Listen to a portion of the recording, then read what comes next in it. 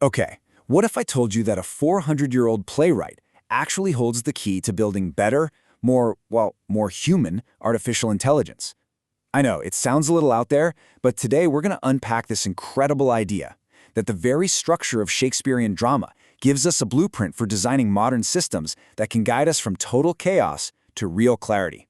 So, let's dive in. See, Shakespeare wasn't just telling stories, he was basically engineering a process. And this line from As You Like It nails the goal perfectly. He was creating, in a way, an operating system for the human condition, a method to take all the random chaos, the stubbornness of fortune, and process it into something we can understand, something with meaning. And that's where it gets really interesting. What if that ancient operating system, that code for navigating human conflict, could be, translated and plugged into the virtual systems we're building right now? Could we actually teach an AI to understand the path to redemption? To really get this, first we have to look at Shakespeare's work not as dusty old literature, but as a functional, repeatable blueprint for dealing with a crisis.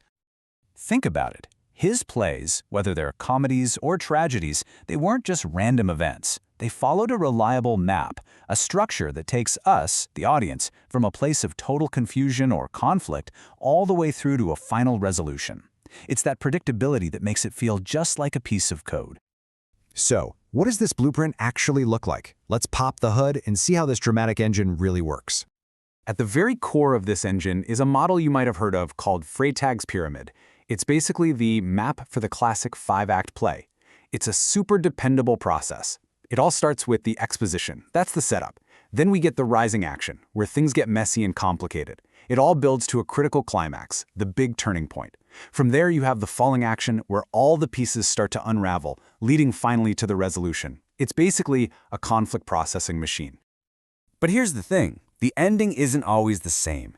In his tragedies, right, a character's fatal flaw dooms them. It all ends in ruin. But later in his career, Shakespeare wrote these amazing plays called the late romances. They start with tragedy, but then they pivot. They turn towards reunion, restoration, forgiveness. This shows us that his system has a redemptive pathway built right into it. So, we've got this ancient map. Now, let's look at the modern engine that could actually run its code and create real change today. That stubbornness of fortune Shakespeare was talking about, yeah, it's still with us, it just wears a different costume now. It's the anxiety from information overload or the overwhelming complexity of systemic injustice.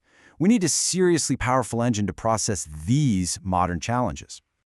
And believe it or not, that engine starts right here, inside our own heads. It's called neuroplasticity. It's the science that proves our brains aren't fixed hardware. We can literally change our neural pathways based on new experiences. It's the biological foundation for transformation. It means we can change. And we can actually trigger this on purpose. Modern behavioral science gives us a clear structure for it. I mean, look at these steps. You reflect on an old pattern, you disrupt it, you rewire your brain with a new response, and then you integrate it until it's second nature. Doesn't that sound familiar? It's basically a modern take on that same dramatic arc, a clear process for moving from an old story to a brand new one. All right, this is where it all comes together. This is where we connect the ancient dots with modern tech, translating the wisdom from Shakespeare's verse into the cold, hard logic of a virtual system. So here's how that translation actually works.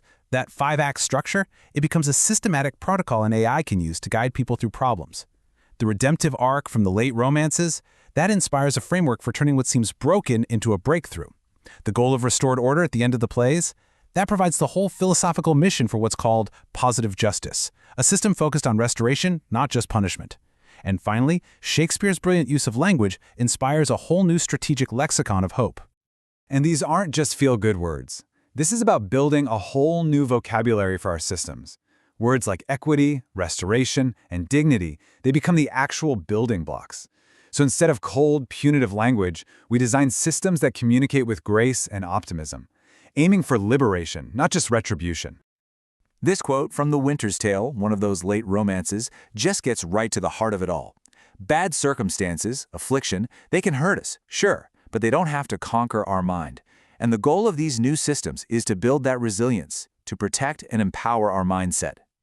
So what this all comes down to is this really powerful synthesis. We're taking a 400-year-old map that deeply understands the human journey, and we're pairing it with the incredible processing power of modern AI and what we know about the brain. The result? A tangible pathway to design systems that are fundamentally redemptive.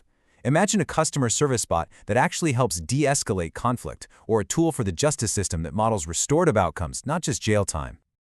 And that kind of leaves us with one last big thought. If the code for redemption was hiding in plain sight in the works of Shakespeare all this time, what other timeless blueprints for humanity are just out there waiting for the right modern engine to finally bring them to life?